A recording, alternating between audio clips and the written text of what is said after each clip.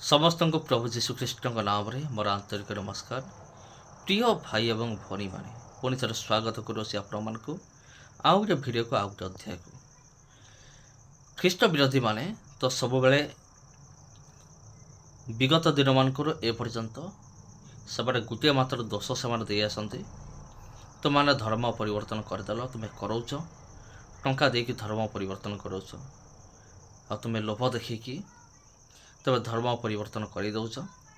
कि गोटे विषय मुझे प्रश्न करी, संविधान तो समस्त अधिकार दिखाई जे जड़े हिंदू रू ख्रीष्टान हो पार, ख्रीष्टान हिंदू हो पार, जड़े निजर धर्म को प्रचार कर। जदि तुमको यह लगुच जदि तुमको यह लगुच जे आमर धर्म विपद अच्छी, हिंदू धर्म विपद अच्छी, आने ख्रीष्ट धर्म प्रचार करी आम हिंदू लोक मान ख्रीष्टान बनई दौरान, तबे तुम्हें भी तुम धर्म प्रचार कर, तुम्हें तुम हिंदू धर्म प्रचार करी ख्रीष्टान को पुणी हिंदू करने चेष्टा कर।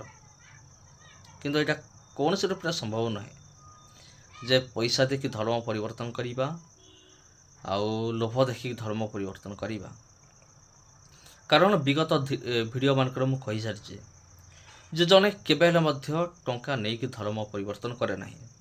गोटे विषय प्राक्टिकल आम चिंता करवा, धरा जाऊ जड़े लक्ष टंका पाई धर्म परिवर्तन करदेला, जिते ता पैसा सरीज से पुणी कौन हिंदू होने, से पुणी थे कौन निज हिंदू धर्म को फेरी आसने।